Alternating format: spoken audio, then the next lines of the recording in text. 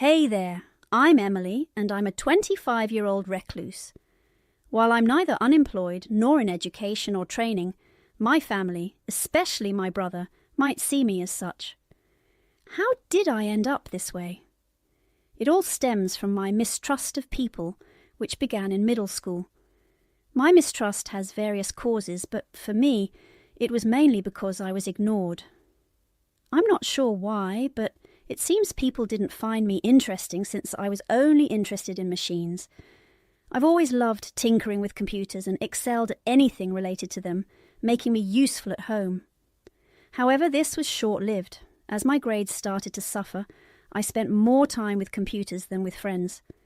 My parents began to worry and started scolding me by the time I graduated elementary school. "How long are you going to keep playing with machines?" they would ask. During middle school, while being scolded by my parents, I gradually thought I shouldn't be doing what I loved. I started isolating myself in my room when school was off, cutting off all contact with the outside world. This behaviour led to more people calling me weird or dangerous, and I became increasingly isolated at school as well. My only ally during this time was my brother Daniel.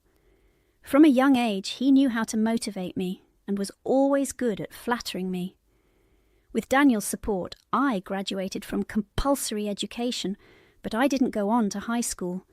Instead, I started doing jobs I could manage from my computer at home.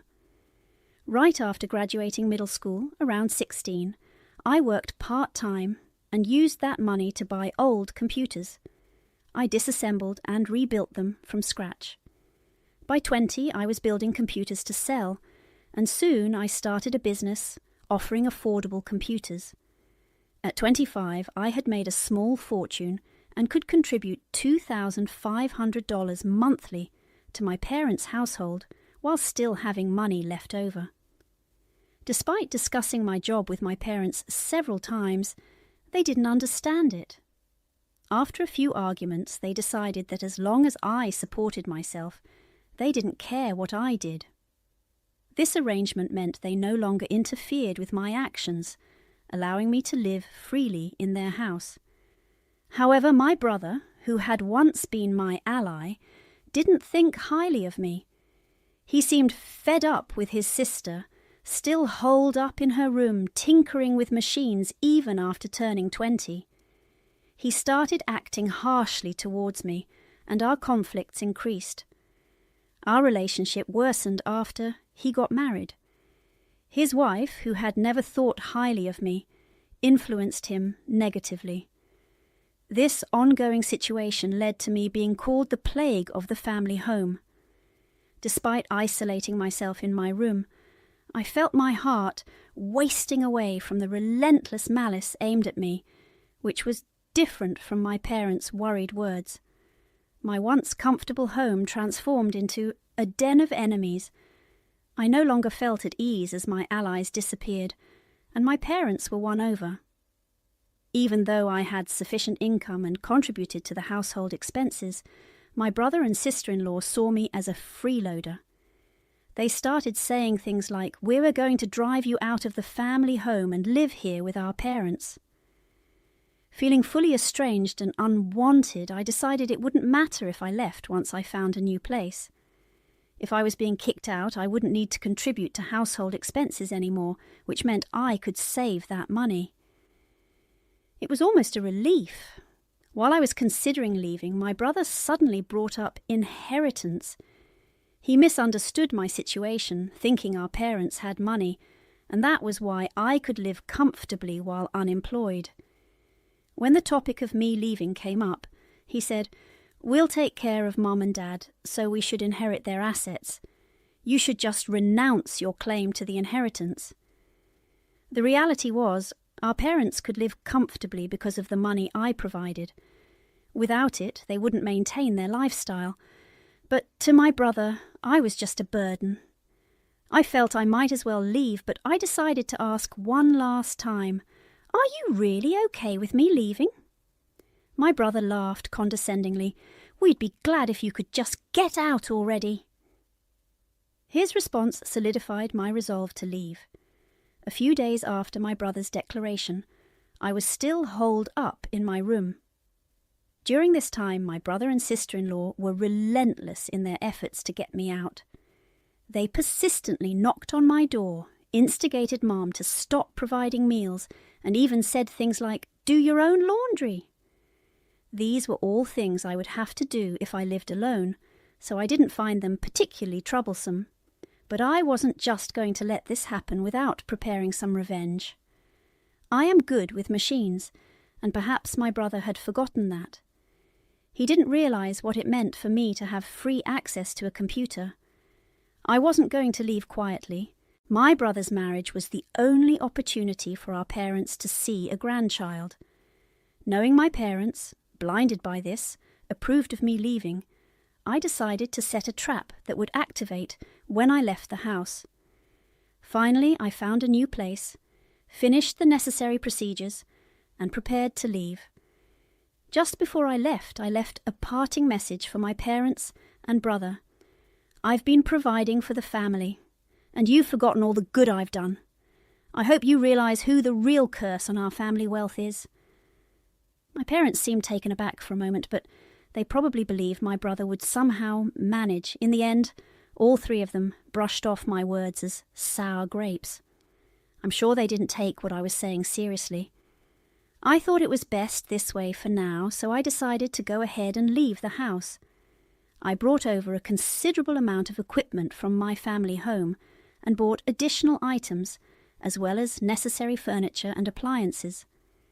I arranged everything the way I liked, furnished the place with my favourite interior design, and created a supremely comfortable space. I found myself working more efficiently than ever. Living alone was initially daunting, but it was so easy to live in this environment that I wished I had done this sooner. The locals were kind and friendly, and life was surprisingly comfortable. Since I left my family home and started doing everything myself, I've been having a blast, experiencing many things for the first time. In stark contrast to my fulfilling days, I wondered if life at my family home was getting tough since they lost my income. Then suddenly I got a call from my mother. "Hey, Emily, did you do something to our machines?" "What? Do something to the machines?" "Yeah, there's something off with the computers and electronics." "I have no idea about that. I used to look after them for free because we were family, but since you treated me like a nuisance and kicked me out, even if you're my parents, you'll have to pay the regular price." "What? You're really greedy. We're your parents. At least give us a discount." "Well, in that case, I prefer to give my friends a discount. Unlike you, my friends don't treat me harshly." "Fine, you cheapskate!" Inwardly, I thought, oh, it's that issue. While relieved that another trap had not been sprung, I handled the situation. My mother, however, must not have liked my reaction. She hung up abruptly and even sent a spiteful email saying something along the lines of "mean kids lose their friends." It made me wonder who the real adult was. Honestly, it was self-centered, if not selfish. As for what I had done to the family computer, I had merely returned all the status adjustments I had been doing for free for my family back to their original state. To a novice, it probably seemed like the computer started malfunctioning on its own. When I told them to request the company to fix it as an individual, they threw a tantrum. But, well, it was within my expectations, so I decided to let it be. 6 months after being kicked out of my home, just as I was getting the hang of living alone, my father gave me a call. "I hate to ask, but can you lend me some money?" "Excuse me, lend you money? What do you mean?" "Well, it's just that your brother and his wife have been spending a bit recklessly. They seem to think we're rolling in dough and keep asking for money to buy things or go places." "I have no idea about any of this. Why do you always come to me with everything? I've heard of daughters who live alone sending money home, but parents asking their children for money? Isn't that something you're supposed to do out of generosity? That's easier said than done. Well, even $500 would help. I'm not giving you anything. I won't lend you money either. I have no intention of helping you out financially anymore. Of course, if you pay me for my services, I'll work on your machines. How? You've really become stingy. I guess what Mum said was true. During my unemployed years, my father would say things like, "You used to do whatever you wanted at home," and kept grumbling about other things, but I didn't care and just hung up. He didn't send any emails, but started calling more than twice a day. I just thought, what troublesome parents I have. A few days later, my brother, clearly in a bind, called me next. When I asked why they were calling me in turn, he said, "Tell me why our family home was wealthy before." He must have had a hunch that their financial situation had worsened since I moved out, but it's too late. My comfortable place is my current home, and there's no way I'm leaving it ever again. Maybe the reason our family was wealthy was because I was contributing $2,500 each month. I didn't have to give that much, but I felt gratitude for my parents raising me. So why would I continue to support a home that kicked me out? There's no way I would. I see, so that's why Mum and Dad's financial situation suddenly worsened, my brother said. I'm sorry, but even if you asked me to come back, I have no intention of doing so. I understand. Looking back now, what we did was terrible. I'm sorry. It's too late for apologies. I have no plans to be involved with any of you in the future. Don't call me any more. Hey, wait! Ignoring my brother's protests, I hung up the phone. When I left home, I resolved never to get involved with them again. It's inconceivable to forgive them that easily. I decided to cancel my cell phone contract to avoid their calls. 5 years passed since I cancelled my mobile contract and started living alone. I got married. My partner works in the same field and understands my lifestyle. He helps with the housework and is incredibly supportive. I thought about contacting my parents since they're technically my family, but it felt too late. I haven't reported anything to them. However, my husband expressed his desire to greet my parents, so I hired a detective to investigate their current situation. A slew of troubling news came to light.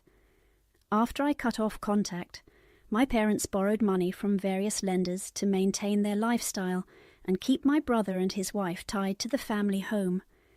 The debts accumulated with no hope of repayment, leaving them helpless. My parents alone owed over $100,000, and the house was used as collateral. The place where my family home once stood is now a vacant lot. I felt a bit sad about my family home, but I concluded that they reaped what they sowed. I decided to investigate my brother's current situation. He had suggested a divorce due to his wife's extravagant spending habits, but she didn't accept it. They're currently going through a divorce lawsuit, but it's time and money consuming. His wife hired a lawyer and is resisting the lawsuit, insisting on staying with my brother. They don't have children, and it seems my brother is infertile, which was confirmed by a doctor. My parents, who hoped for a grandchild from my brother, were disappointed and ended their cohabitation. The family home was sold to pay off the debt. That was the pitiful state of my family. This terrible situation was evident from a casual investigation. Meeting these people in this state was not advantageous for me or my husband. After all, I have a kind husband, 4 children, and a dog. We've bought a large home and are living the life they idealized. If they knew this, they would surely try to take advantage of it. I couldn't bear such a thing, so I arranged for my information to be protected from personal disclosure requests. I made sure never to get close to them again, and asked my husband to bear with not greeting them for our marriage. He looked disappointed, but when I explained the situation, he understood and hasn't said anything since. When the situation at my family home calms down, I hope a time of reconciliation comes and I can get along with my parents and brother.